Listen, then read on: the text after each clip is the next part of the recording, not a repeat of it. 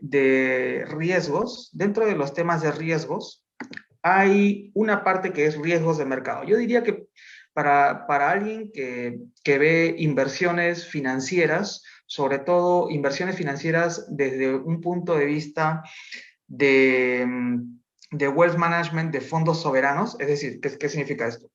Desde el punto de vista de una persona que invierte fondos que son propiedad del Estado, ¿no? Como se pueden imaginar, hay muchos tipos de inversionistas institucionales. Tenemos bancos comerciales, bancos de inversión, compañías de seguro, tenemos AFPs, fondos de inversión, fondos mutuos, y hay un grupo bien particular de inversionistas institucionales, es decir, instituciones que invierten, que son las organizaciones gubernamentales, ¿no? Entre ellas, por ejemplo, se encuentran los bancos centrales, que es un tipo de entidad a la que, por ejemplo, en la que, por ejemplo, yo trabajo. Entonces, estos bancos centrales tienen una parte bueno, tienen varios mandatos, tienen un mandato y varios submandatos. En el caso de Perú, nosotros no somos un banco central multimandato, sino que tenemos un solo mandato, ¿no? Este mandato que nosotros tenemos es el de preservar el poder adquisitivo de la moneda nacional. Como uno de los submandatos que tenemos, ¿no? Nosotros, si nuestro mandato es el poder adquisitivo, proteger el poder adquisitivo de la moneda nacional, uno de estos submandatos, bueno, digamos que hay dos submandatos a grandes rasgos, ¿no? Uno tiene que ver con la inflación, con controlar la inflación, y otro tiene que ver que, bueno, la inflación es la relación entre la moneda y los bienes y servicios que hay dentro de la economía. Y el otro submandato sería el de vigilar el tipo de cambio. El tipo de cambio, que es la relación entre la moneda nacional y las otras monedas que existen en el mundo, ¿no? Entonces, como parte sobre todo de este segundo submandato, existe una parte del patrimonio, bueno, no del patrimonio, ¿no? Porque no es propiedad del Banco Central, sino existe un patrimonio que ha sido acumulado por el Banco Central a lo largo de los años, que son las reservas internacionales netas, ¿ok? Que seguramente las han escuchado en las noticias, las han leído en sus libros de texto, y por ahí de repente hay alguna persona que trabaja, digamos, analizando, entre otras cosas, temas relacionados con RIN, ¿no? Las RIN son las reservas internacionales netas y son es el tesoro que tiene el Banco Central, que son fondos disponibles para intervenir, entre otras cosas, en el tipo de cambio, ¿no? Para regular el tipo de cambio.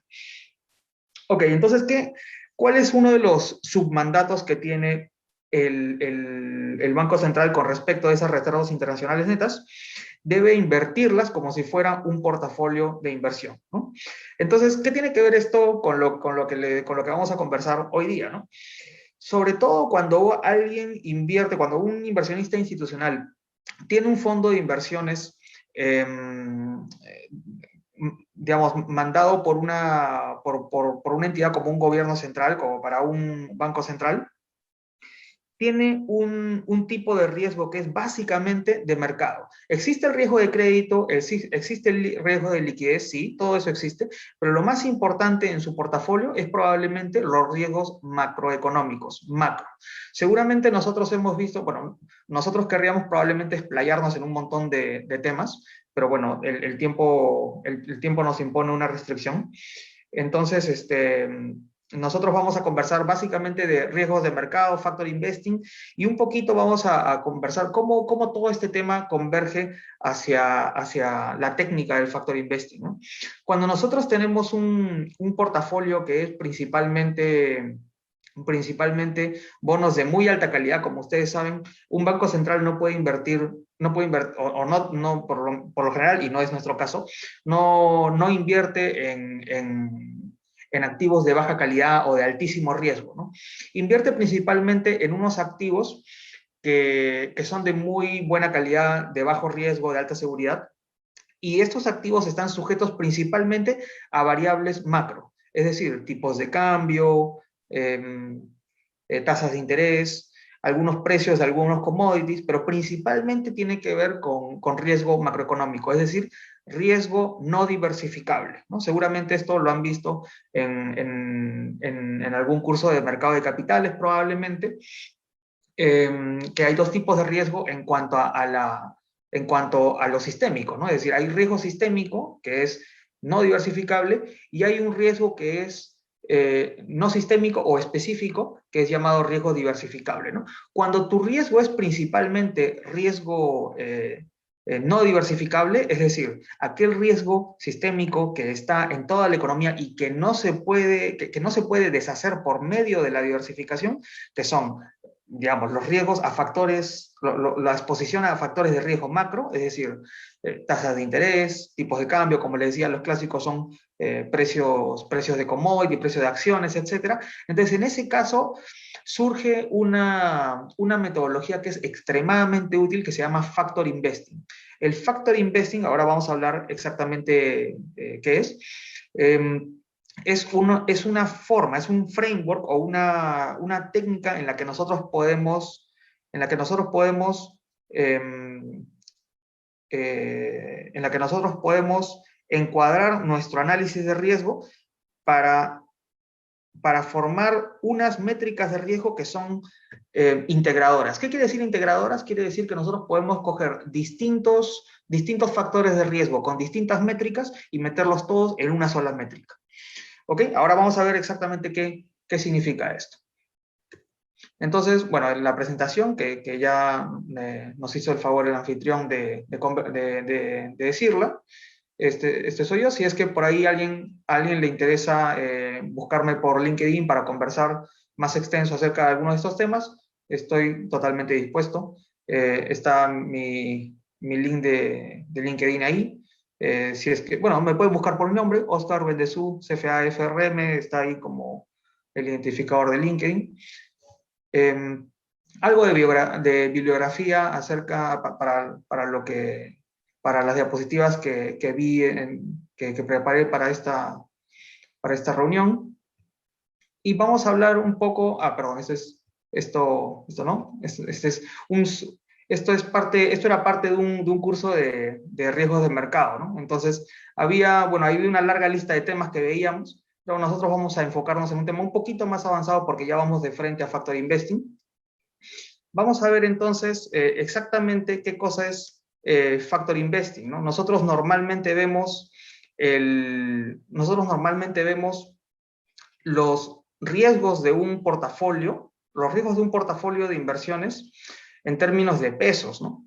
Nosotros decimos, cuando vamos a diseñar cómo debería ser un portafolio, nosotros podemos pensar en términos de muchas cosas, ¿no? Una forma clásica de pensar en un portafolio de inversiones es, por ejemplo, cuando vemos un balance de un fondo determinado de AFP, nosotros decimos, a ver, ¿qué tan riesgoso es este portafolio, ¿no? ¿Qué tan riesgoso es este portafolio? ¿Cómo podemos hacernos una idea de cuán riesgoso es este portafolio? De repente podríamos decir, oye, ¿qué porcentaje de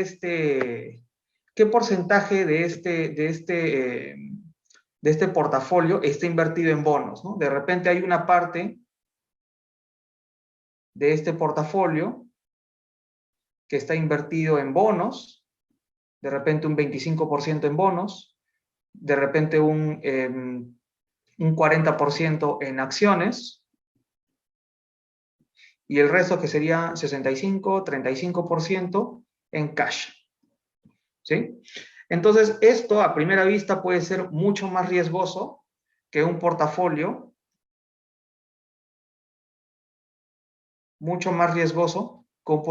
que sea 100% acciones, ¿no es cierto? Porque nosotros sabemos, digamos, a grosso modo, que las acciones tienden a ser activos relativamente riesgosos, ¿no? Sobre todo comparado con bonos y con cash, ¿no?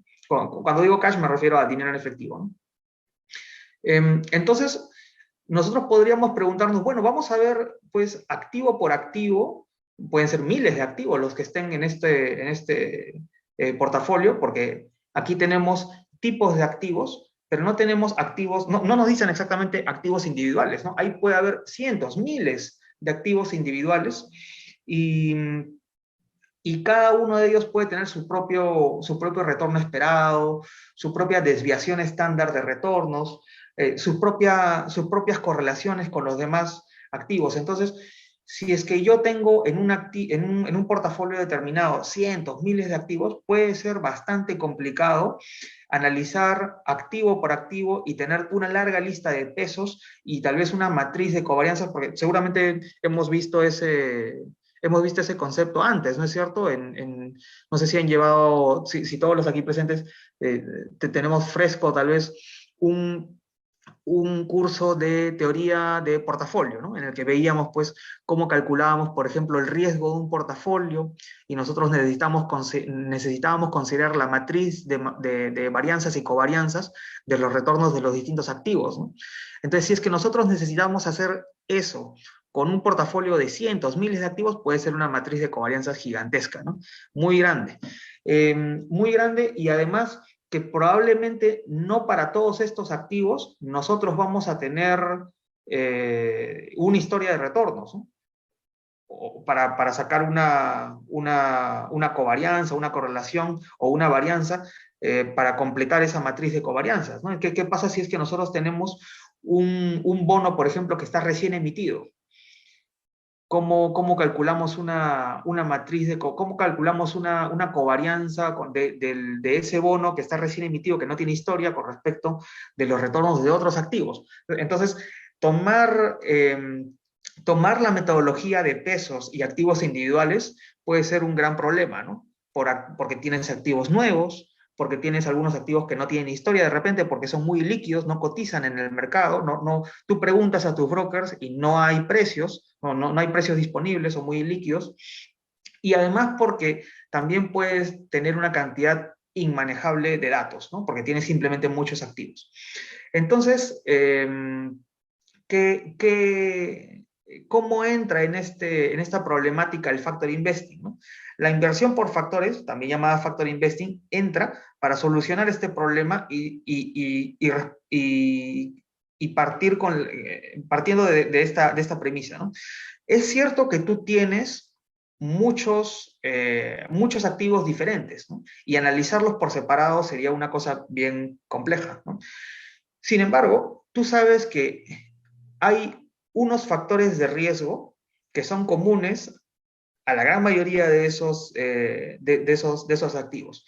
Entonces, ¿por qué no mejor en lugar de expresar, por qué no mejor en lugar de expresar la exposición de tu portafolio o tu exposición de riesgo a bonos, a acciones, a monedas distintas, ¿por qué no mejor hablamos de factores de riesgo? En lugar de hablar de 1000 acciones distintas, háblame de un solo factor de riesgo, el S&P 500.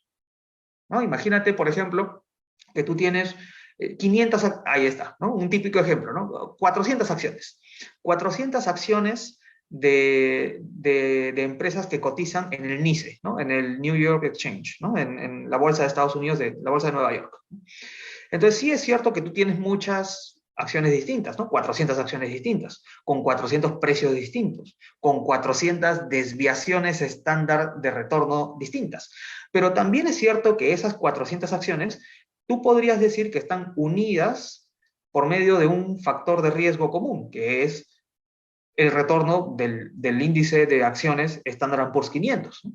Entonces, ¿por qué no mejor consideras un solo factor de riesgo, uno solo, en lugar de 400 precios distintos, un solo precio que es el precio del S&P 500, y expresas el riesgo de cada una de esas 400 acciones con sus betas, ¿no? Porque nosotros creo que manejamos el concepto de betas, ¿no es cierto? El beta es la correlación no condicional entre el retorno de una acción y el retorno del índice bursátil de ese mercado, ¿no? Entonces, por ejemplo, ¿no? Si es que nosotros tenemos una acción, me parece que era, digamos, Walmart, ¿no?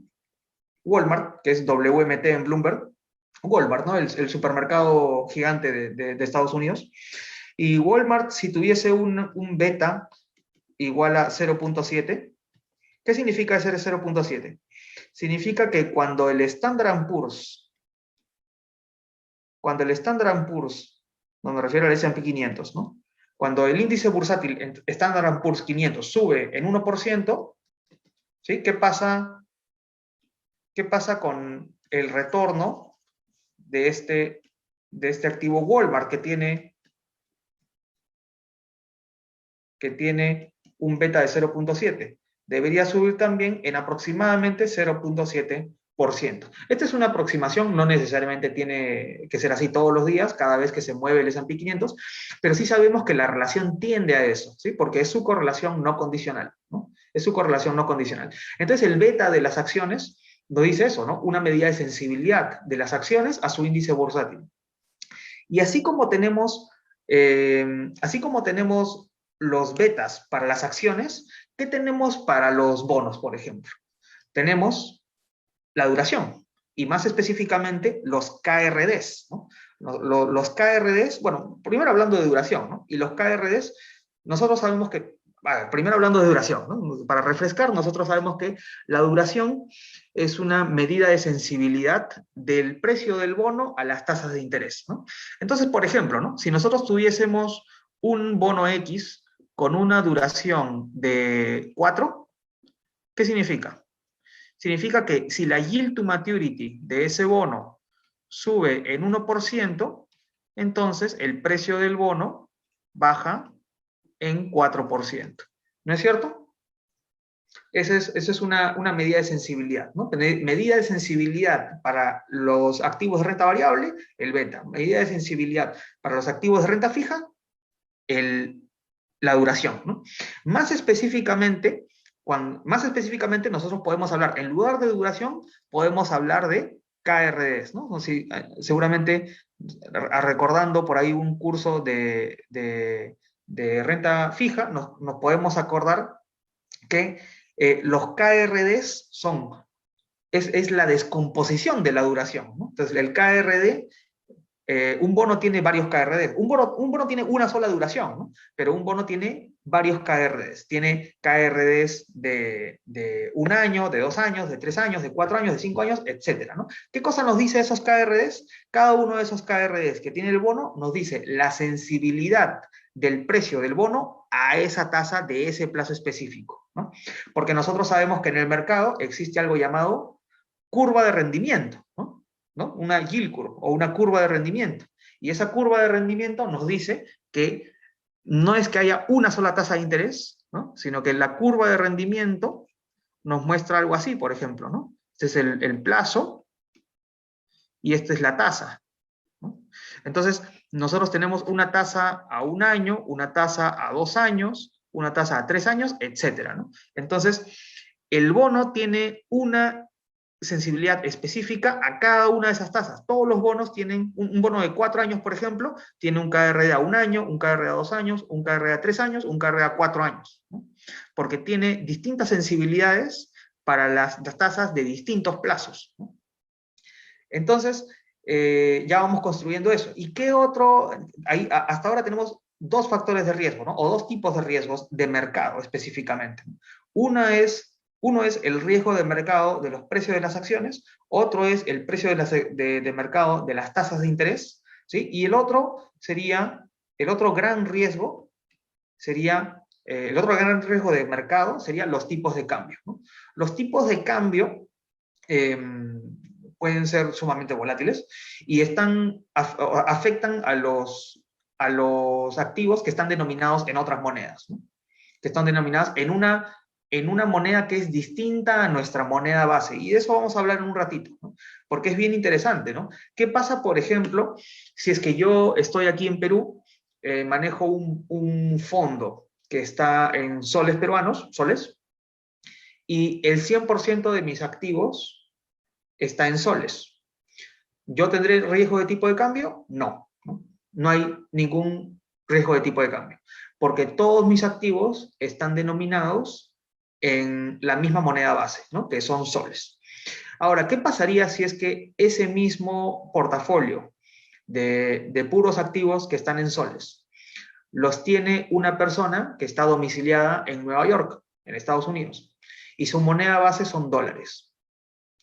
esa persona con ese mismo portafolio está repleto de riesgo de tipo de cambio, ¿no? Son los mismos activos, pero no es lo mismo, son los mismos activos sí, pero no es la misma la moneda base, ¿no? Si tu moneda base son los soles, tu portafolio en soles no tiene riesgo de tipo de cambio, ¿no? Si tú estás en Estados Unidos, tu moneda base son los dólares, ¿no? Porque todo tu portafolio tú lo valorizas en dólares, ¿sí? Calculas tus retornos denominados en dólares y todo ese portafolio tú lo invitas en soles, ahí tienes un riesgo de tipo de cambio gigantesco, ¿no? Gargantuesco. Entonces, ¿de dónde sale el riesgo de tipo de cambio? El riesgo de tipo de cambio sale de colocar parte o todo tu portafolio en activos que estén denominados en una moneda diferente a tu moneda base. ¿Ok? Ese es el riesgo, ese es el riesgo de tipo de cambio. Entonces, el riesgo de tipo de cambio nos abre una posibilidad de cruzar, ¿no? De cruzar, de tener doble exposición, ¿no? No solamente, por ejemplo, ¿no? No solamente doble exposición, no solamente a riesgos de retornos de índices bursátiles, sino también a distintas monedas en un mismo activo, ¿no? Por ejemplo, si es que yo estoy aquí en Perú, de nuevo, mi portafolio moneda base de soles. ¿Qué pasa si es que yo compro una acción como la que estábamos discutiendo, ¿no? Walmart. Yo puedo ganar, es decir, puedo tener retorno positivo si es que sube la acción de Walmart o si es que sube el dólar, ¿no es cierto? Tiene sentido, ¿no? En cualquiera de los dos escenarios yo gano, ¿no? Entonces yo ahí tengo un activo que tiene exposición a dos factores de riesgo. Tiene exposición al factor de riesgo Standard Poor's 500 y también al factor de riesgo tipo de cambio dólar-sol. ¿Sí? Todo eso lo vamos a ver en un rato. Ahora, para aterrizar y ya poner con algo de números este tema, vamos a hacer lo siguiente, lo que dice aquí, ¿no? Nos interesa calcular exposición de portafolio a cada uno de estos factores de riesgo. Es decir, queremos saber cómo es que el Standard Poor's 500, las distintas tasas de interés, los tipos de cambio, etcétera, afectan el retorno de nuestro portafolio. ¿Sí? Afectan el retorno de nuestro portafolio. Y ahí es por eso que estamos hablando de factor investing, ¿no? El factor investing, la idea del factor investing es decir, mira, ya no veas tu portafolio como un conjunto de activos. Olvídate de eso. Comienza a ver, porque son demasiados y algunos de ellos son ilíquidos, todos los problemas que yo les mencioné hace un rato, ¿no? Los activos que tú ves en la realidad, las acciones, los bonos, algunos son ilíquidos, no tradean en el mercado, no tienen historia de retornos y además son muchos, porque son individuales, los cuentas de uno por uno. Entonces, en lugar de eso, olvídate de la idea de que tu portafolio es un conjunto de activos, ya no los veas como un conjunto de activos individuales, ahora velos como un conjunto de factores de riesgo. Por eso se llama factor investing. Cuando tú utilizas esta metodología de factor investing para hacer un cálculo de qué tan riesgoso es tu portafolio y a qué factores de riesgo está expuesto, tú ya no estás viendo tu portafolio como un conjunto de activos. Olvídate de esa idea. Ahora comienza a ver tu portafolio como un conjunto de factores de riesgo. O sea, cuando tú compres un activo, tienes que preguntarte a qué riesgos está expuesto. ¿Sí?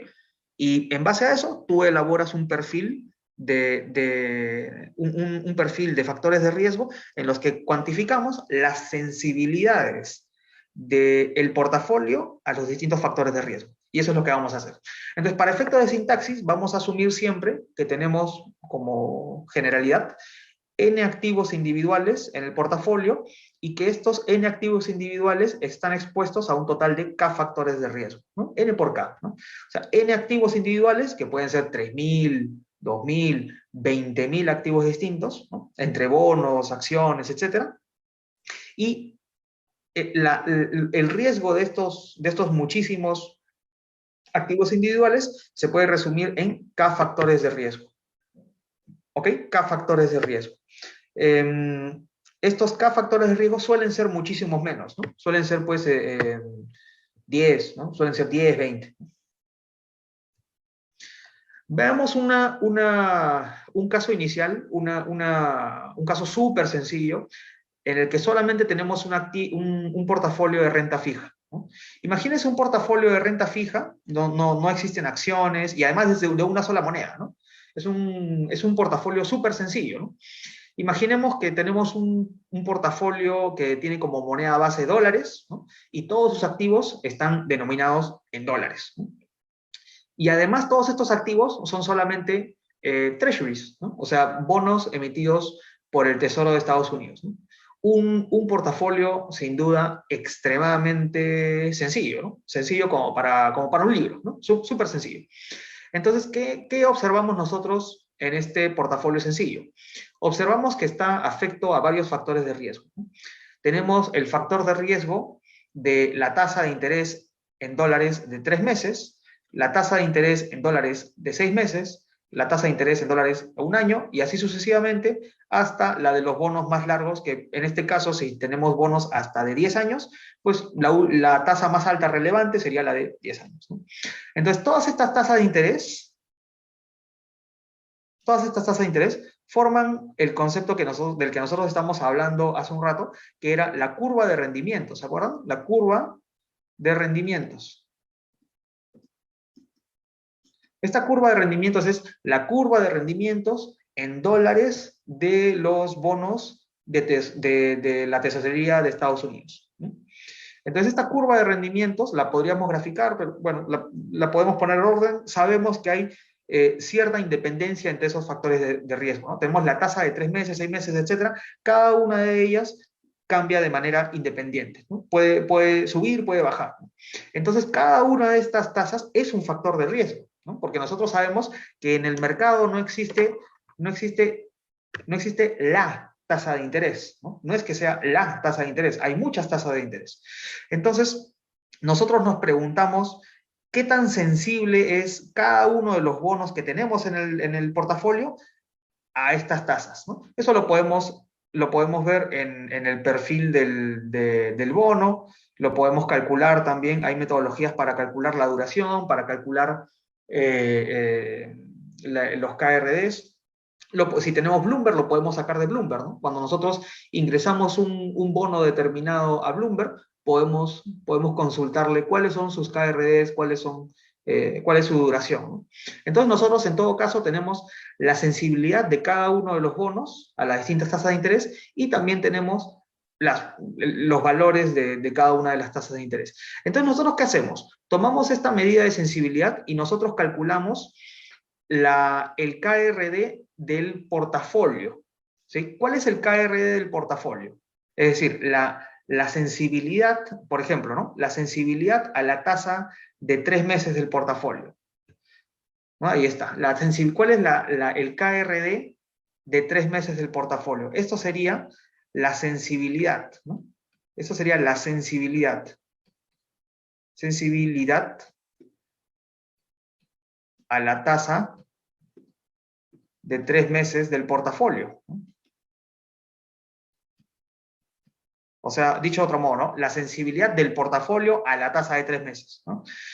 ¿Qué tan sensible es el retorno del portafolio a esa tasa de 3 meses? ¿Cómo lo calculamos? Simplemente como un promedio ponderado. Esto de aquí es un promedio ponderado, ¿no? ¿Qué estoy haciendo yo aquí? ¿Qué estoy haciendo aquí? Estoy tomando simplemente estoy tomando simplemente todos los KRs a 3 meses de los distintos activos y los estoy multiplicando por el peso que tienen en el portafolio, ¿sí? Entonces, cuando yo hago esa suma producto, este es un promedio ponderado simplemente, ¿no?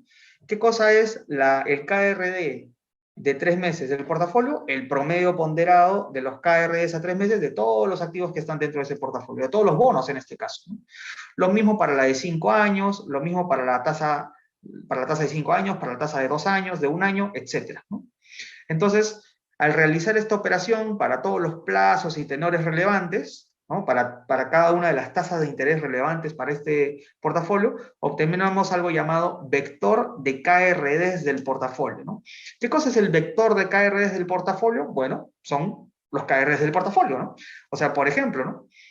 Nosotros tenemos el KRD a 3 meses del portafolio, que te dice qué tan sensible es el portafolio a las tasas de 3 meses, que no es más que un promedio ponderado de los KRDs a 3 meses de todos los bonos que lo conforman. Lo mismo para el de 6 meses, ¿no? El KRD de 2 años, 3 años, hasta 10 años, ¿no? Y ese es un vector de KRDs. Ese vector de KRDs, ¿qué nos dice? nos dice las sensibilidades a las distintas tasas de interés, ¿no? Entonces, por ejemplo, ¿no? Para el caso de un portafolio de renta fija con bonos de hasta 10 años, tenemos 12 factores de riesgo, o sea, K igual a 12, ¿no? 12 factores de riesgo, contando las tasas de 3 y 6 meses, ¿no? Porque tenemos la tasa de 3 meses, 6 meses, tasa de 1 año, 2 años, 3 años, 4 años, hasta 10 años, ¿no? Entonces, con este vector de sensibilidad, que podrías tener este valor, por ejemplo, ¿sí? No, a ver, esta sería una brecha, quedamos aquí, por mientras.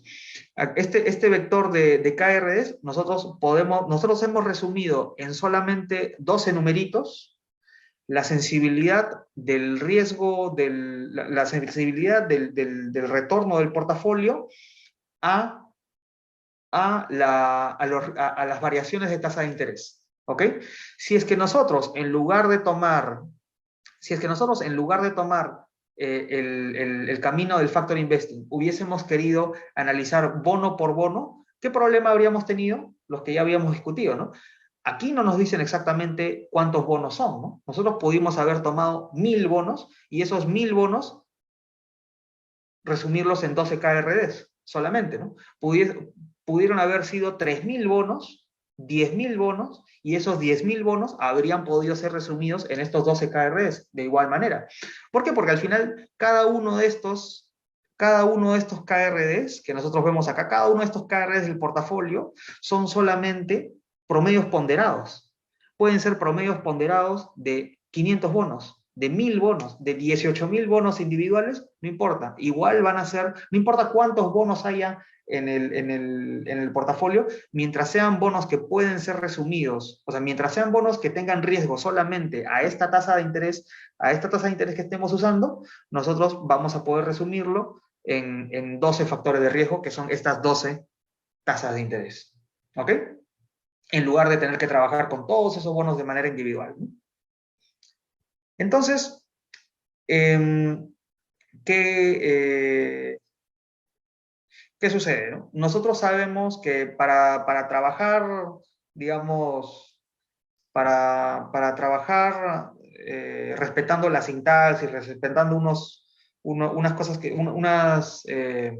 hechos estilizados, o para ser más intuitivos, nosotros le ponemos signo negativo a cada uno de estos KRDs, ¿no? Signo negativo a cada uno de estos KRDs. ¿Por qué? Porque nosotros sabemos que cuando las tasas de interés suben, el precio del bono baja, ¿no? Entonces, la relación entre la tasa de interés, que es el factor de riesgo, y el retorno del portafolio es negativa, ¿no? O sea, si tú tienes un portafolio que son puros bonos, ¿cuándo es que tu portafolio aumenta su valor? Cuando las tasas de interés bajan, ¿no? Y cuando las tasas de interés suben, más bien tu portafolio vale menos, y ahí tú estás perdiendo plata, ¿no? Estás teniendo retorno negativo por variación de precios, ¿no? Entonces, este vector de sensibilidades del portafolio, al que le vamos a llamar delta sub P, este es el vector de sensibilidades del portafolio, ¿no? Se define como el vector de impacto porcentual en el valor de mercado del portafolio ante un cambio de 1% en cada factor de riesgo. Esta definición suena familiar, por supuesto, porque es la definición del KRD, ¿no? Los KRDs. ¿Qué cosa te dice, por ejemplo, no? ¿Qué cosa te dice, por ejemplo? Decíamos, imagínense que poniéndole ya con números, si estos son los KRDs del portafolio, este sería el KRD a 3 meses del portafolio, es igual a menos 0.1%. ¿Qué significa? Perdón, menos 0.1. ¿Qué significa eso? Eso significa que si es que sube la tasa de interés a 3 meses en 1%, vamos a ver que baja vamos a ponerlo más abajo. Si sucede esto, entonces lo que vamos a ver es que cae el valor de mercado. El valor de mercado, ya no hablamos tanto de precio, ¿no? Podríamos decir baja el precio, ¿no? Baja el precio en 0.1%. Pero cuando hablamos de un portafolio y no de un activo individual, creo que es más apropiado decir valor de mercado, ¿no? Porque estamos sumando muchos precios, ¿no? Valor de mercado del portafolio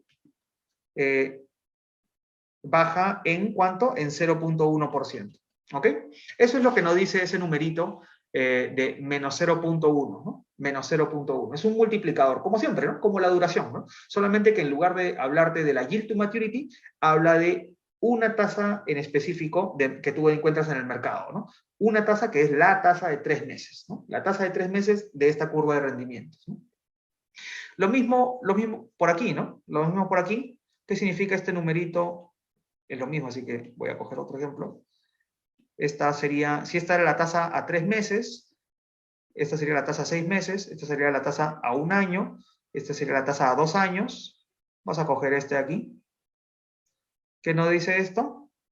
Que el KRD a 2 años del portafolio es igual a menos 1.5%, ¿no? O sea que cuando sube la tasa de interés a 2 años, cuando la tasa de interés a 2 años sube en 1%, cae en 1.5% el valor de mercado del portafolio, ¿no? ¿Ok?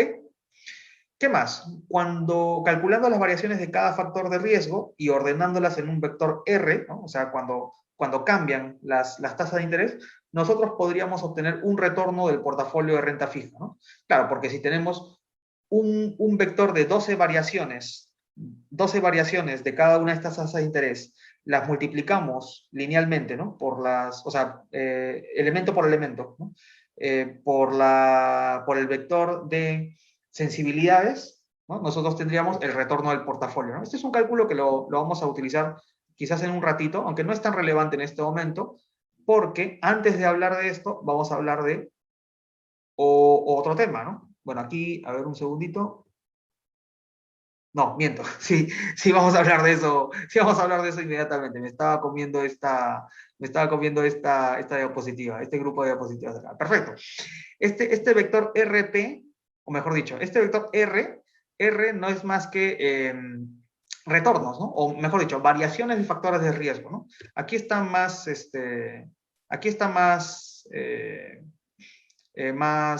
mejor descrito, ¿no?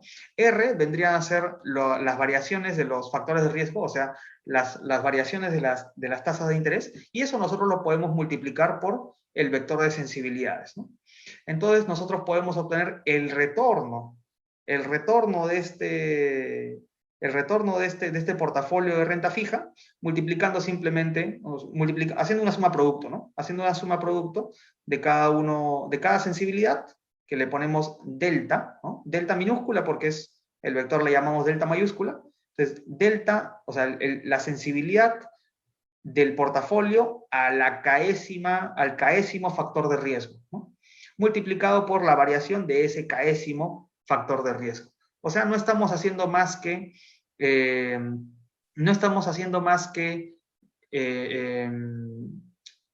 multiplicar sensibilidades por variaciones de factores de riesgo. ¿Ok? Entonces ahora, notar que los elementos del vector delta sub P, o sea, del vector de sensibilidades, cada una de estas sensibilidades que vendrían a ser, por cierto, ¿no? Por cierto, me olvidé de decirles algo. Este vector de sensibilidades delta P no es más que, no nos confundamos con estos deltas chiquitos, ¿no? Estos deltas minúsculas, no es otra cosa sino que los KRDs, ¿no? Son los KRDs. Son los KRDs, ¿no? Lo que pasa es que en lugar de ponerle KRDs, le pongo delta, porque más adelante vamos a ver que los KRDs son un caso particular de los deltas, ¿no? Los deltas son sensibilidad en general, ¿no? Sensibilidad no solamente a las tasas de interés, como los KRDs, ¿no? Sino también a variaciones en el S&P 500, ¿no? Y en lugar de KRDs, en ese vector de sensibilidad vamos a poner los betas, ¿no? Entonces, vamos construyendo este tema de un caso particular, vamos a expandir al caso general, ¿no? Entonces, notar que los elementos de este vector delta sub P, o sea, el vector de sensibilidades del portafolio, tiene dos subíndices, porque existen sensibilidades para cada factor de riesgo, para cada factor de riesgo y dentro del portafolio, ¿no? En cambio, los cambios de los factores de riesgo son universales para portafolio, benchmark y brecha. ¿Qué quiere decir portafolio, benchmark y brecha? Ahora lo vamos a ver, ¿no? Nosotros sabemos que así como tenemos un portafolio ¿no? Un portafolio que es el portafolio real en el que nosotros ponemos nuestro capital, invertimos nuestro dinero. También existe un portafolio, bueno, no es que exista, sino que es una abstracción. Hay un portafolio de referencia abstracto, que no es que exista realmente, sino que nosotros lo construimos en nuestra imaginación. ¿Para qué? Para tomarlo como referencia. Este portafolio de referencia imaginario, este portafolio abstracto, se llama portafolio benchmark. Benchmark. Y eh, como su nombre lo dice, pues nosotros lo tomamos como benchmark. Es decir, nosotros nos preguntamos cuánto más que el benchmark estamos rentabilizando o cuánto menos que el benchmark estamos rentabilizando. Lo cual tiene sentido, ¿no? Porque el portafolio benchmark, como seguramente manejamos aquí la mayoría de todos, ¿no? El portafolio benchmark es el, el portafolio óptimo de largo plazo en el que invertiría un inversionista. Entonces, por ejemplo, ¿no? si tú eres un administrador de portafolios y a ti te contrata un fondo mutuo, el fondo mutuo te va a decir a ti, bueno, mira, aquí tenemos nuestro portafolio, nuestro portafolio de acciones y tu benchmark es el índice general de la bolsa peruana. ¿Ok?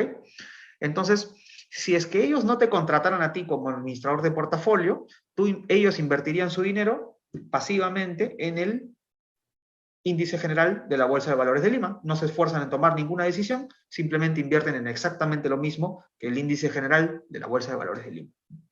Sin embargo, sí hacen un esfuerzo por pagarte a ti y por contratarte. ¿Para qué? Para que tú le ganes a ese benchmark. O sea, para que tú rentabilices, para que tú tengas un retorno que es mayor, para que tú tengas un retorno que es mayor al de la bolsa limeña. Entonces, ese benchmark va a servir como guía para determinar si es que tu portafolio tiene un retorno mayor o menor al benchmark. ¿Sí? Mayor o menor al benchmark. Es decir, para determinar si es que tú tienes esto de aquí. Este alfa es el retorno del portafolio menos el retorno del benchmark. ¿No? Retorno del portafolio menos el retorno del benchmark. Entonces esto va a servir para determinar si es que tú tienes alfa que es positivo o negativo. Si tú tienes alfa que es positivo, pues perfecto, eres un buen administrador de portafolio. Y si tú tienes un alfa que es negativo, es decir, el retorno de tu portafolio fue menor que el del benchmark, bueno, pues en ese periodo no te fue muy bien, ¿no? Independientemente de que tú tengas retornos positivos o negativos, porque no es lo mismo retorno que alfa, ¿no? Por ejemplo, ¿no? Si el mercado está en un ciclo alcista, optimista, y todos los precios están subiendo en el mercado, y el benchmark tiene, es decir, la bolsa limeña, ¿no? Tiene un tremendo rally de 20% en un año. ¿Ok? 20% en un año. Y tú tienes en tu portafolio de acciones un retorno de 15, la persona que te contrata a ti como administrador de portafolio te va a decir, oye, ¿qué pasó? ¿No? ¿Cuál es el problema? ¿Qué sucedió? ¿Necesitas algo? ¿Tienes algún problema? Porque no te ha ido muy bien este periodo, ¿no? Es decir, tú has tenido un tremendo retorno, 15% en un año es un excelente retorno, muy bien, pero el benchmark ganó 20%. ¿Qué significa eso? Que se ha hecho un esfuerzo para contratarte, se ha hecho un esfuerzo para que tú analices activamente el mercado y tu gestión ha producido 5% en pérdida, comparado con una administración pasiva, que no cuesta nada, ¿no? ¿Me entienden? Entonces es muy importante hablar del alfa y no solamente del retorno del portafolio, ¿no? Porque a ti como administrador de portafolio no te van a juzgar por el retorno, ¿no? Te van a juzgar por el alfa, es decir, tu retorno, cómo es en comparación al benchmark, si es mayor, menor, y cuánto mayor o cuánto menor, ¿no? Por el contrario, imagínense pues que estamos en un ciclo de caída, ¿no? Un ciclo no muy bueno, en el que todos los activos están cayendo de precio, ¿no? Todo el mercado está sufriendo, ¿no? Están cayendo de precio. Y el benchmark tiene un retorno de menos 10, ¿no? Menos 10% en lo que va del año, digamos, ¿no? Menos 10%, ok, menos 10%. Y tú con tu portafolio real estás rentabilizando menos 4%. Tu portafolio está perdiendo plata, está teniendo retorno negativo, sí, pero está perdiendo menos que el benchmark. Entonces, como está perdiendo menos que el benchmark, tu administración activa está valiendo positivo, ¿no? El benchmark está cayendo 10% y tu portafolio solo 4%. Ok, perfecto. Entonces, tu trabajo como administrador de portafolio le está generando 6% de alfa positivo al dueño de ese capital. Entonces ahí, bueno, vas a tener una felicitación, vamos a decir que te ha ido muy bien y vamos a decir que tu administrador, tu trabajo como administrador de portafolio ha rendido frutos y ha tenido resultados y ha agregado valor a la empresa y ha agregado valor al dueño de las inversiones, ¿no? Perfecto. Entonces, así es como nosotros evaluamos, ¿no? Tomamos el alfa del portafolio es el retorno del portafolio menos el retorno del benchmark, y eso se puede descomponer de esta manera, ¿no? Sabiendo que el retorno del portafolio son las sensibilidades del portafolio multiplicado por las variaciones en los factores de riesgo y el retorno del benchmark, ¿no? Es el retorno del portafolio, que está aquí, y este es el retorno del benchmark, que está aquí. Si se dan cuenta, son igualitos, ¿no? Excepto porque en un caso usamos los KRDs, las sensibilidades del portafolio, y en el otro caso las del benchmark, ¿no? Entonces podemos factorizar y obtenemos esto, ¿no? Obtenemos esto de aquí. Entonces podemos calcular una contribución de cada factor de riesgo al alfa, ¿no? ¿Ok? ¿Qué más? Nosotros podemos ver un vector de brecha de sensibilidad. Este vector de brecha de sensibilidad no es más que todos los KRD. ¿Se acuerdan que teníamos aquí un vector de brecha de sensibilidad del portafolio, ¿no? Este es el vector de brecha de sensibilidad del portafolio, ¿no es cierto? Así como podemos tener un vector de brecha de sensibilidad del portafolio, también podemos tener un vector de brecha de sensibilidad del benchmark, ¿no? Entonces tenemos las sensibilidades del portafolio y las sensibilidades del benchmark. Si las restamos, obtenemos un delta brecha, ¿no? Un delta brecha. Ese delta brecha nos dice qué tan desviado y en qué dirección estamos desviados en cada factor de riesgo con respecto del benchmark, ¿no? O sea, por ejemplo, ¿no? Si nosotros viéramos, me voy a adelantar un poquito, imagínense que nosotros viéramos algo como esto, ¿sí? Nosotros viéramos algo como esto y nosotros tenemos un vector brecha de KRDs, es decir, tenemos un delta brecha que lo definimos como delta P menos delta B. ¿Qué quiere decir eso? Agarramos todos los KRDs, ¿no? El vector de KRDs del benchmark, perdón, el vector de KRDs del portafolio, y le restamos los KRDs del benchmark, ¿no? Entonces, para cada elemento del vector, ¿no? Esto es una resta simple, ¿no? Matricial, ¿no? De vector. Entonces, tenemos que cada uno de los elementos va a ser la resta de elemento por elemento, ¿no? Entonces, el primer elemento de este vector sería la brecha del KR de 3 meses, ¿no? La brecha del KR de 6 meses, la brecha del KR de 1 año, de 2 años, etcétera, ¿no? Entonces, por ejemplo, ¿no? Acá nosotros, si esto cogemos ese vector y lo graficamos, acá vemos, por ejemplo, ¿no? Que nosotros tenemos una sensibilidad, un delta brecha que se ve así, ¿no? Que se ve así. Nosotros tenemos aquí aproximadamente 0.5, aquí 0.4 aproximadamente, 0.38 aproximadamente. ¿Qué significa esto? Si este es el delta brecha. Quiere decir que si es que aumenta la tasa de 4 años, ¿no? Porque esa es la tasa de 4 años. Si aumenta la tasa de 4 años en 1%, entonces el alfa del portafolio va a aumentar también en 1%. El alfa del portafolio va a aumentar en 1%. Ahora, ¿cómo puede estar aumentando el alfa del portafolio cuando aumenta la tasa de interés? Porque nosotros decíamos que cuando aumenta la tasa de interés, bajan los precios de los bonos. Ahí nuestro portafolio de renta fija más bien está perdiendo, ¿no es cierto? Bueno, pero es que es posible que nuestro benchmark tenga cierto número de bonos a 4 años y nosotros tengamos menos bonos a 4 años que el benchmark. Entonces, cuando sube la tasa a 4 años, los bonos a 4 años bajan de precio, ¿sí?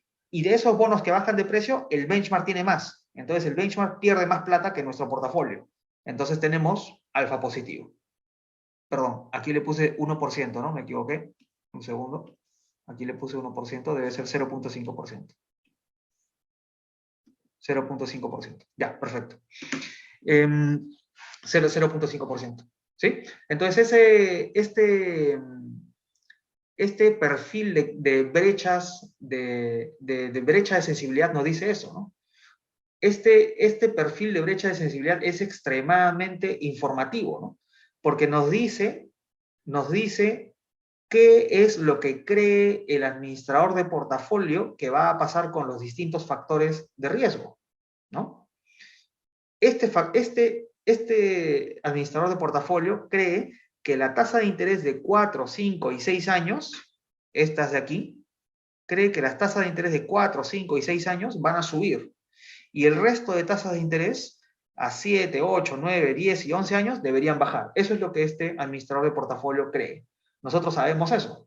¿Por qué? Porque él se ha posicionado, ha hecho sus compras y sus ventas de tal manera que las brechas, su perfil de brechas de KRDs estén de esta manera. Positivo en 4, 5 y 6, o sea que si sube la tasa de interés tienes más alfa, y negativo en 7, 8, 9, 10, 11, ¿no? O sea que si baja la tasa de interés, vas a tener alfa positivo, ¿no? Entonces, se dice que este administrador de portafolio se ha posicionado para un aplanamiento de la curva de rendimientos. Así se llama este movimiento, ¿no? Porque este administrador de portafolio necesariamente está esperando que las tasas de más corto plazo o de mediano plazo suban, mientras que las tasas de más largo plazo, 7, 8, 9, 10, 11 años, bajan, ¿no? ¿Cómo se llama ese movimiento de la curva de rendimientos? Un aplanamiento, ¿no? Porque este inversionista, este administrador de portafolio, ¿no? Si nosotros tenemos aquí plazo, ¿no?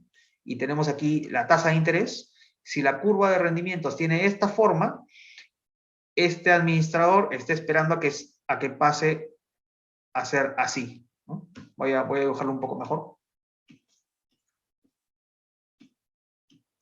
Si la curva de rendimientos tiene esta forma, el administrador de portafolio está esperando que la curva se mueva de esta manera, que suban las tasas de corto plazo o de mediano plazo y que bajen las tasas de largo plazo, ¿no?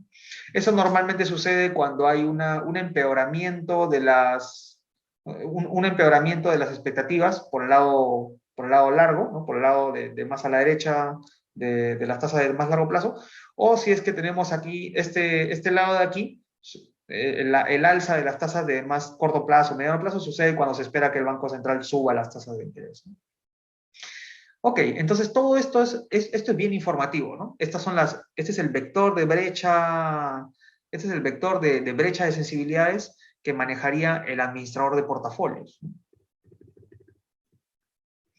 Ahora, sabiendo eso, nosotros podemos decir,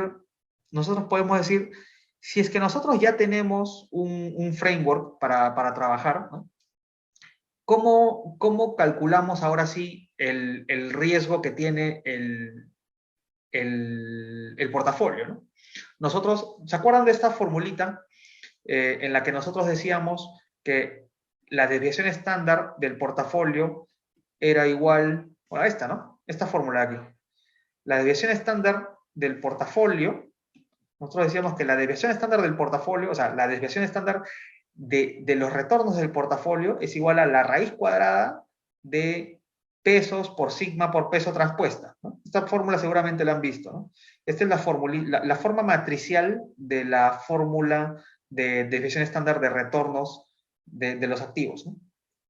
Entonces nosotros tenemos aquí que poníamos una covarianza de activos individuales, y aquí el vector de pesos obviamente tiene la misma dimensión, es una fila y una columna aquí. Estamos hablando de también pesos individuales, ¿no? Pesos individuales. Entonces ya hemos explicado los problemas que trae eso. Hay muchos activos que son líquidos, hay muchos activos que tienen precios que no son tan fiables, hay muchos activos que no tienen historia como para sacarle una matriz, como para sacarle una desviación estándar, una correlación. Entonces, lo que hacemos cuando pasamos al mundo del factor investing, es decir, nos olvidamos de esto, tachamos esto, nos olvidamos de esto, y ahora pasamos a el modo Factor Investing. ¿Cómo es el modo Factor Investing? La verdad es muy similar. Nada más que en lugar de un vector de pesos, vamos a utilizar un vector de sensibilidades, y en lugar de una matriz, de covarianzas, una matriz de covarianzas de retornos de activos, vamos a utilizar una matriz de covarianzas de factores de riesgo. ¿Ok? De factores de riesgo. Y después de definir esto, nosotros podemos definir un tracking error, ¿no? El tracking error este tracking error está definido como la desviación estándar del alfa, ¿ok? Que es la desviación estándar de lo que a ti te interesa como administrador de portafolio, ¿no?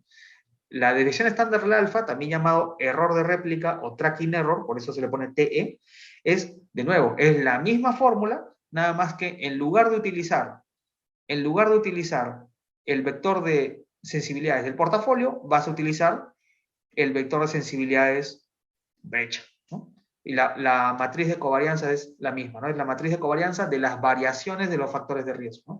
¿Qué ventaja tiene esto? ¿Qué ventaja tiene esta? Esta matriz es una matriz n por n. En cambio, esta matriz de factores de riesgo es una matriz K por K. Entonces, en un portafolio muy grande con muchos activos, esta matriz podría ser, por ejemplo, pues, una matriz de 3.000 activos, ¿no? Entonces tendrías una matriz gigantesca de 3.000 por 3.000. En cambio, por ejemplo, ¿no? En nuestro ejemplo sencillo, con 12 tasas de interés, esto es una matriz de 12 por 12, ¿no? Muchísimo más sencillo, porque gracias al Factor Investing hemos logrado resumir el comportamiento de estos 3.000 activos en 12 factores de riesgo, ¿no? Y eso lo hace muchísimo más manejable, ¿no? Entonces ya no nos preocupamos de cuánto suben o bajan de precio los activos individuales, sino nos preocupamos, oye, ¿qué tan esto, ¿no? Nos preocupamos de algo como esto, ¿no? Oye, ¿qué tan expuesto estás tú en la tasa de interés a 4 años? ¿Qué tan expuesto estás tú en la tasa de interés a 7 años, a 8 años, a 9 años?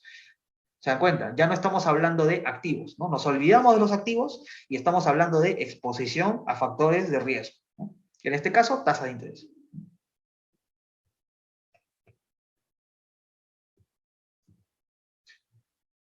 Este es, bueno, acá ya nos estamos viendo un poquito a otro tema, es VAR. Es simplemente un recálculo, si es un VAR simple, es simplemente un recálculo con método paramétrico, sería un recálculo de la varianza, ¿no? Tomamos la desviación estándar y la multiplicamos por un Z, que es un número de desviaciones estándar, y eso nos sale como un VAR, ¿no? El VAR es la pérdida máxima dado un nivel de confianza, ¿no? Que normalmente es 99%, 99.9%. ¿no? Ahora, habiendo visto eso, pasemos brevemente a un caso expandido, ¿no? Pero antes déjenme ver una cosa. Un segundo. Porque me parece que nos puede alcanzar tiempo para ver muy, muy brevemente un ejemplo que en un curso pasado, trabajamos, y que de repente les puedo compartir, pero muy brevemente. A ver, un segundo.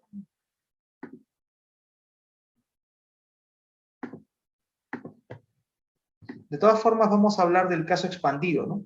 Porque así como nosotros hemos calculado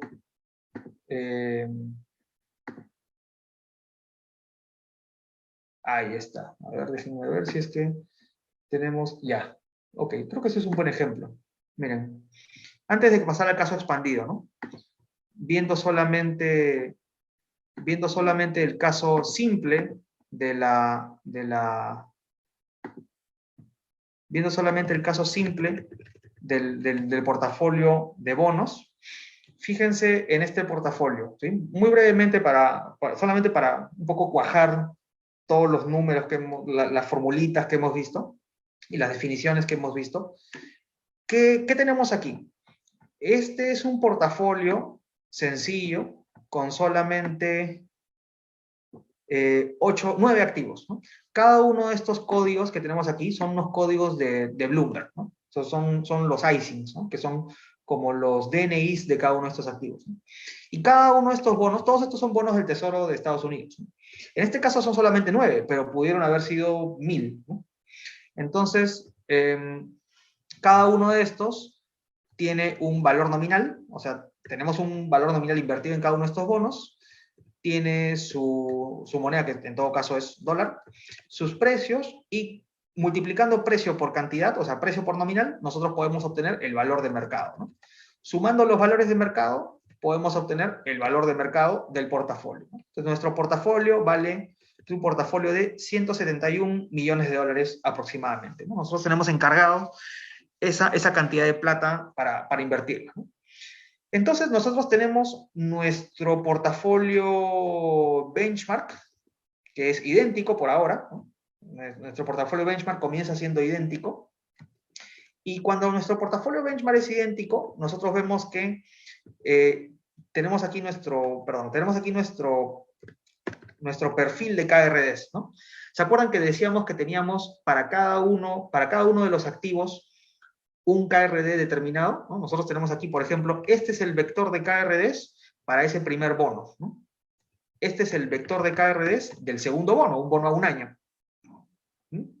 Este es el vector de KRDs para el tercer bono, que es un bono a 2 años, ¿no? Este es el vector de KRDs para el último bono, que es el bono más largo, que es el bono a 5 años, ¿no? Entonces, ¿qué cosa podemos hacer? Bueno, podemos decir, dado que tenemos los pesos del portafolio, ¿no? El peso del portafolio es el valor de mercado de este bono, precio por cantidad, dividido entre, ahí no sé si se ve suficiente porque está rojo y azul, ¿no? Tenemos aquí el valor de ese bono dividido entre el total del valor de mercado del portafolio, y tenemos los pesos individuales, ¿no? Entonces, con esos pesos individuales para cada uno de estos activos, nosotros podemos calcular el promedio ponderado de los KRDs a 3 meses, como decíamos en la diapositiva, ¿no? Este sería el KRD del portafolio, ahí está, es el promedio ponderado de todos los KRDs de los bonos de este portafolio. Pudieron haber sido 100 bonos, pudieron haber sido 10.000 bonos, igual habríamos podido calcular fácilmente el promedio ponderado de los KRDs a 3 meses, ¿no? ¿Qué más? Podemos hacer eso mismo para todos los KRDs del portafolio, ¿no es cierto? ¿Y qué obtenemos? Obtenemos este vector. Ese vector, ¿cómo le habíamos llamado? Vector de sensibilidades del portafolio, que en este caso simple, como son puros activos de renta fija, ese vector de sensibilidades, en este caso particular, es un vector de KRDs, ¿no? Porque los únicos factores de riesgo para calcular sensibilidades son las tasas de interés, ¿no? Y eso mismo podemos hacer también con los pesos del benchmark. Si en lugar de los pesos del portafolio usamos los pesos del benchmark, podemos obtener el vector de KRDs del benchmark. ¿Ok? Restando sensibilidad del portafolio menos sensibilidad del benchmark, obtenemos sensibilidad brecha. Ahora, ¿para qué nos sirve esto? ¿Y por qué son todas cero? Todas estas brechas son iguales a cero porque en este momento benchmark y portafolio son idénticos. Ahora, ¿qué sucede si es que nosotros, por ejemplo, decimos, ya, vamos a comprar un poco de este bono largo de 5 años, en lugar de 20 millones, vamos a ponerle 30 millones, y para financiar esa venta, más o menos, los precios no son iguales, pero más o menos podríamos estar vendiendo 20 millones de este bono corto, ¿no? Entonces ahí cambia la cosa, ¿no? Y tiene sentido, ¿no? ¿Qué sucede? Este vector de sensibilidades ya no es cero, ¿no? ¿Se dan cuenta? Ya no es cero. Ya no es cero, ya no son todos ceros, sino que ahora tú tienes exposición negativa en los KRDs de más largo plazo. Tiene sentido, ¿no? Porque ahora tu portafolio tiene 10 millones de dólares más de un bono largo, un bono a 5 años. Entonces tú estás sobreexpuesto en bonos a 5 años. Estás más expuesto que el benchmark a 5 años. Tiene sentido entonces que esto sea negativo, porque si suben las tasas a 5 años, caen los precios de los bonos a 5 años. ¿Quién tiene más precios? ¿Quién tiene más bonos a 5 años? ¿Tú o el benchmark? Tú. Entonces tú vas a perder más que el benchmark, ¿no? Entonces tiene sentido que esto sea negativo, ¿no? Como estás sobreexpuesto a bonos de 5 años, tú vas a perder más si es que esa tasa sube, ¿no? Entonces te conviene que baje, ¿no? Siempre el signo del vector delta brecha nos indica lo que queremos que pase, ¿no? Si es negativo, nosotros queremos que baje, ¿no? Si es positivo, queremos que suba, ¿ok? Entonces, para esto sirve el factor investing, ¿no? Si es que en lugar de tener este portafolio simple, ¿no? Hubiésemos tenido un portafolio gigantesco, ¿no? Gigantesco, grandote, de 3.000, 4.000 activos, igual hubiéramos podido resumir el riesgo, lo que explica el retorno de este portafolio en unos pocos factores de riesgo, ¿no? Esa es la magia del factor investing, ¿no? En lugar de ver activo por activo, ¿no? Eso se puede ver bastante me parece que está por aquí está, ¿no? Esta es la matriz sigma, la matriz de covarianzas de factores de riesgo. Como pueden ver, es una matriz de factores de riesgo que es 7 por 7, ¿no? Porque tiene las 7 tasas de interés que nos interesan, ¿no? de 3 meses hasta 5 años, ¿no? Y esta matriz de covarianzas fue tomada de variaciones, ya no variaciones de precio de activos individuales, sino variaciones de factores de riesgo, o sea, variaciones de tasas de interés. Aquí está, me bajé la data, ¿no? Nos bajamos la data aquí y calculamos variaciones de tasa de interés y a estas variaciones de tasa de interés le sacamos matriz de covarianzas, ¿no? Entonces trabajamos con mucha menos data, ¿no? Gracias a que podemos resumir todo en términos de su sensibilidad a factores de riesgo, ¿no? Y aquí, bueno, utilizamos pues hicimos brevemente algunos cálculos de desviación estándar del portafolio, con las fórmulas que vimos, desviación estándar del portafolio, desviación estándar del benchmark, tracking error, VAR, etcétera, ¿no?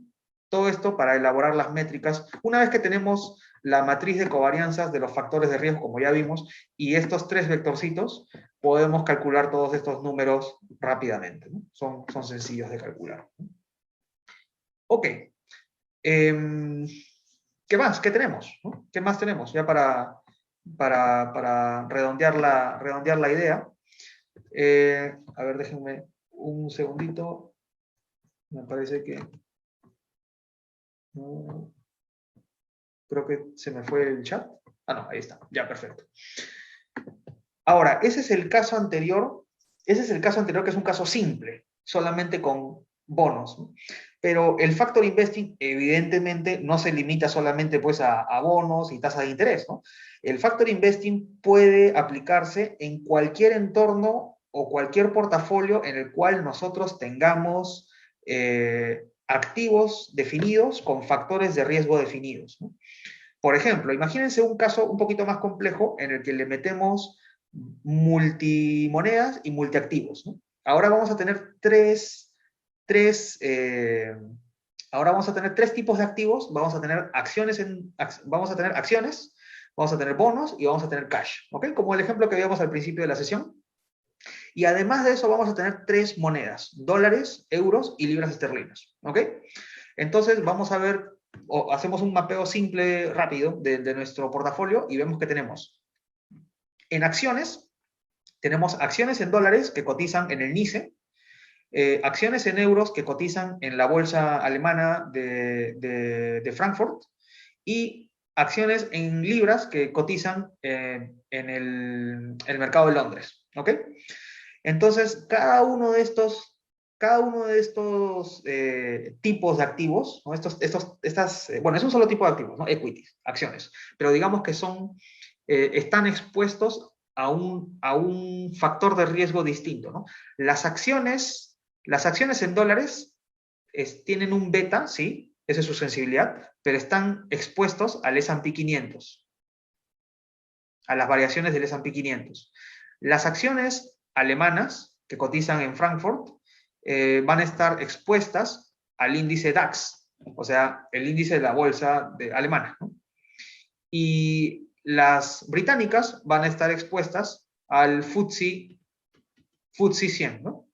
O sea, cada uno con su respectivo índice bursátil. Ahora, cuál debería ser la sensibilidad o el beta, digamos, de los bonos y del cash? Cero, ¿no?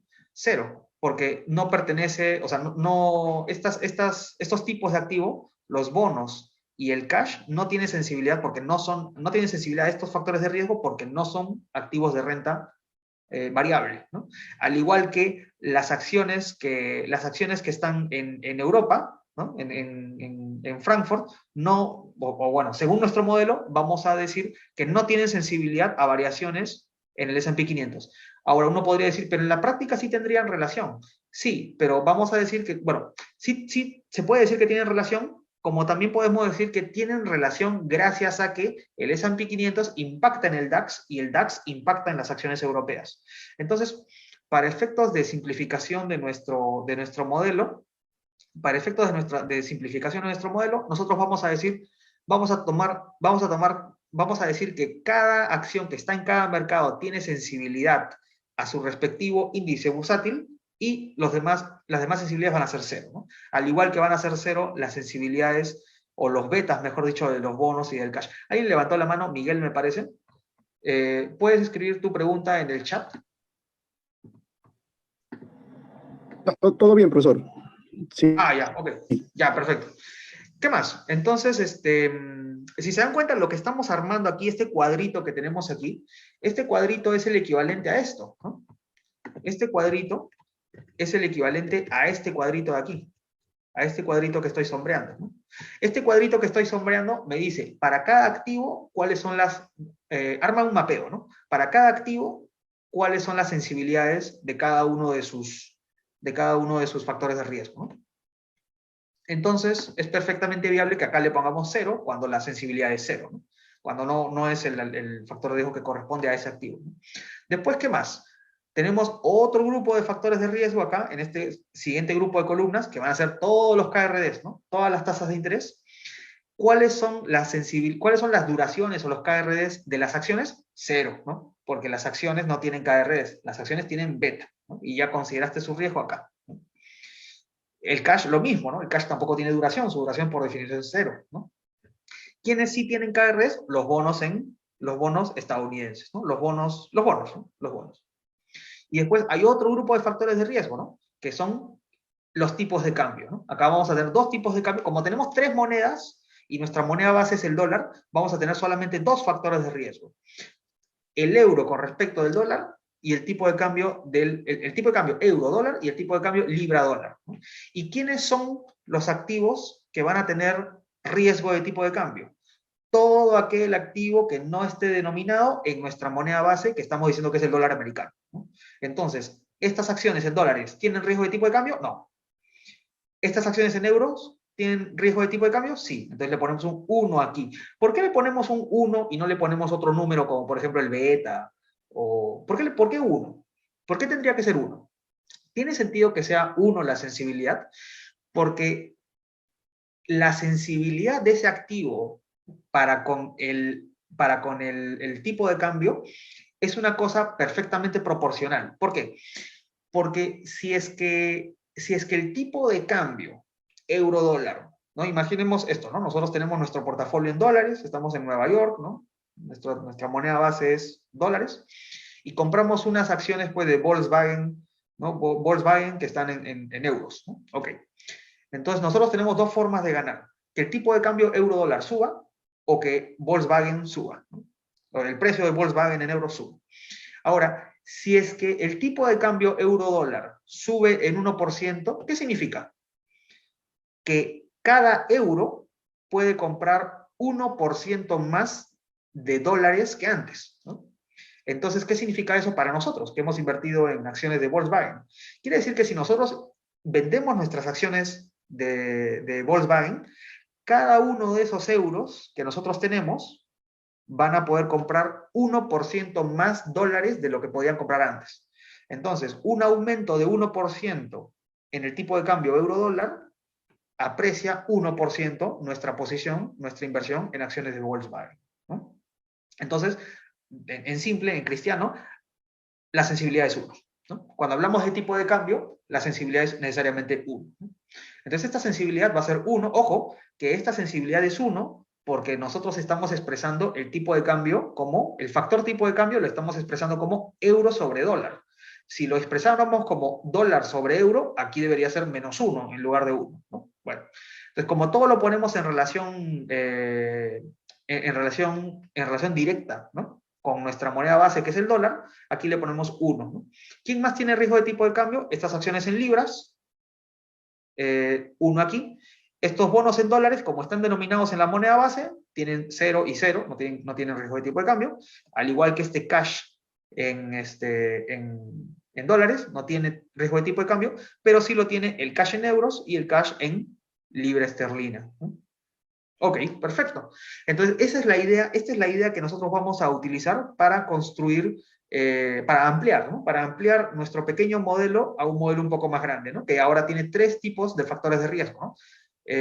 Índices bursátiles para representar el riesgo de las acciones, tasas de interés para representar el riesgo de tasa de interés para los bonos, y tipos de cambio, ¿no?, para representar el riesgo que tenemos al estar invirtiendo en activos extranjeros, ¿no?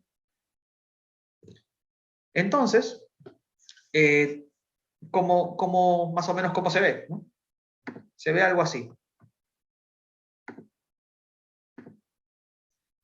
Algo así se ve. No sé si lo llegan a ver. Creo que está un poco pequeño, pero lo hago para que quepa todo en una sola pantalla. Nosotros tenemos aquí los 3 grandes grupos de factores de riesgo que están en esas columnas. Tenemos los betas, los KRDs, que estos son los bonos, ¿no? Aquí están, todas estas son las acciones, todos estos son las acciones. Tal vez debería encerrarlos así también. A ver, vamos a encerrarlos así. Ahí está, se ve mejor así, ¿no? Estas son las acciones, todas estas son las acciones, ¿no? Las acciones solamente tienen sensibilidad a sus índices bursátiles respectivos y a los tipos de cambio, en el caso de las acciones que no sean en dólares. Después tenemos esta otra columna, esta otra fila, ¿no?, que son puros bonos, son bonos en dólares, en coincidencia. Entonces, por ser bonos, no tienen nada de sensibilidad a los índices bursátiles, y por ser bonos en dólares, tampoco tienen ninguna exposición a tipo de cambio, ¿no? Y por último, cash, ¿no?, que son solamente 3 filitas, un cash en dólares, cash en euros y cash en libras, ¿no?, que no tiene exposición a nada, salvo a tipo de cambio en el caso de los cash en euros y en libras, ¿no? Entonces, este sería el mapeo de los riesgos, que es la materia prima para hacer un análisis de factor investing para este portafolio, que es un poco más complejo, ¿no?, que ahora tiene 3 monedas y además 3 tipos de activos, ¿no? Y entonces nosotros decimos, bueno, la metodología es básicamente la misma, ¿no?, una vez que tenemos esto planteado. Nosotros tenemos aquí nuestros activos. En el caso de las acciones es bien facilito valorizarlas, simplemente es P por Q, ¿no? Acá tenemos nuestro valor de mercado de cada una de estas acciones, porque tenemos un número determinado de acciones por un precio unitario, ¿no? Aquí las tenemos. Aquí podemos calcular un peso, que no es más que el valor de mercado de esta posición en esta acción en particular, dividido entre el total. ¿Dónde está el total? A ver, un segundo. Aquí está el total, ¿no? No sé si se lo llegan a ver, lo voy a sombrear en amarillo. Este es el total del valor de mercado del portafolio, ¿no? 843 millones y medio de dólares aproximadamente, ¿no? Entonces ahora tenemos un vector de pesos, toda esta matriz de sensibilidades para cada uno de estos activos. ¿Qué podemos hacer? Podemos hacer lo que hicimos en nuestro ejemplo más sencillo, ¿no? ¿Qué cosa hacíamos? Calculamos las sensibilidades de cada uno, las sensibilidades del portafolio a cada uno de los factores de riesgo, ¿no? Para cada uno de los factores de riesgo. Entonces, por ejemplo, ¿no? ¿Qué cosa es este? ¿Qué cosa es este numerito de aquí? Este 0.26. ¿Qué cosa es este 0.26? Ese es el beta de S&P 500, o sea, el beta US, ¿no? Esto de aquí, este factor de riesgo, es el beta US, o sea, es la sensibilidad al factor la sensibilidad del portafolio al factor de riesgo S&P 500. O sea, que si el S&P 500 en Estados Unidos sube 1%, el valor de mercado de mi portafolio sube en 0.26%. ¿Ok? ¿Qué cosa es este número de aquí? 0.08. 0.08. Ese es el beta UK del portafolio. ¿Qué quiere decir eso?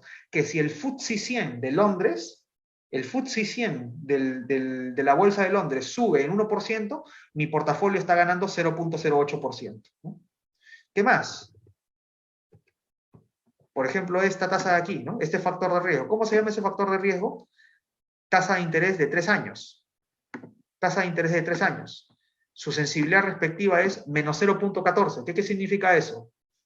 Que si sube la tasa de interés en dólares de 3 años en 1%, mi portafolio reduce su valor de mercado, ¿no? Porque es negativo, reduce su valor de mercado en 0.14%.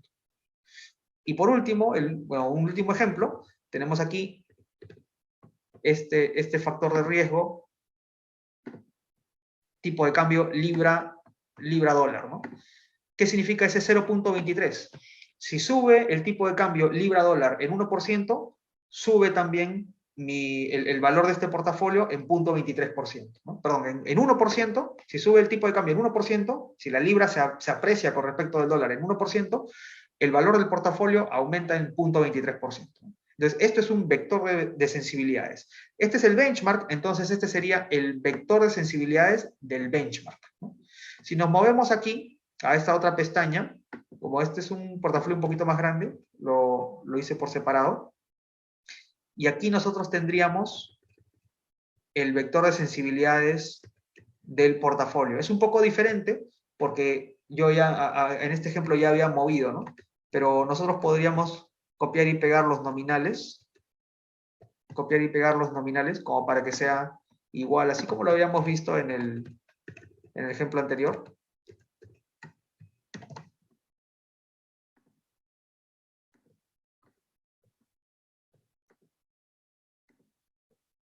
¿Sí? Y en ese caso, pues, los resultados son idénticos, ¿no?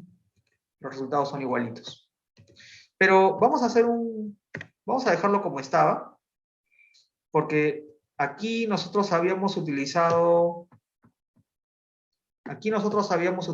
otra, ya habíamos hecho algo, ¿no? Ya habíamos hecho algún cambio, y nosotros, ¿qué habíamos hecho aquí? A ver, habíamos vendido todas las acciones en euros, ¿sí? Ahí está, se había vendido todas las acciones en euros, y se había deshecho todo el cash. Y además me parece que había habido también una compra, ¿no? Una compra de American Airlines, ¿no? American Airlines, que si se dan cuenta aquí, American Airlines, no era American Airlines, quizás. Había una, a ver, punto 29. Había habido una compra de acciones, en dólares. Un anuncio, ¿Okay? profesor, ¿se me escucha? Sí, ¿aló? Sí. Sí, Hola. sí, chicos, un anuncio. En breve se estará pasando el link de registro de asistencia del turno tarde, y también ya está con nosotros el profesor Dante Urbina, que después del profesor Oscar estará con su exposición. Ah, perdón, ya, perfecto. Entonces yo estoy terminando enseguida, en realidad. Yo estoy casi terminando, de todas formas. Gracias. Ok, entonces lo que nosotros tenemos aquí es un approach un poquito más expandido de lo que sería esta metodología de Factor Investing, ¿no? Que al final lo que nos permite es resumir digamos, resumir con los mismos cálculos lo que ya habíamos visto en el ejemplo anterior, que era más simple, ¿no? Aquí nosotros tenemos los mismos cálculos, tenemos nuestra matriz de covarianzas, ¿no? Y tenemos nuestros cálculos que parecen un poquito más extensos, bueno, son un poquito más extensos, pero son en espíritu lo mismo que habíamos visto hace un rato, ¿no? Calculamos nuestras brechas, calculamos unos retornos, se pueden calcular también unas contribuciones, y podemos terminar viendo, pues, por qué factor de riesgo o por las variaciones de qué factores de riesgo nosotros terminamos ganando o perdiendo, ¿no? Al igual que en el ejemplo anterior, también calculamos nuestros sigmas, tanto del benchmark como del portafolio, y también el tracking error, ¿no? O sea, los cálculos son, la metodología de los cálculos son similares, y las conclusiones son similares también, a excepción, bueno, de que nosotros tenemos aquí un portafolio ya más expandido con unos, con otros factores de riesgo y otros activos que son de tipos diferentes, ¿no? Ok, entonces espero que les haya parecido, que les haya llamado la atención.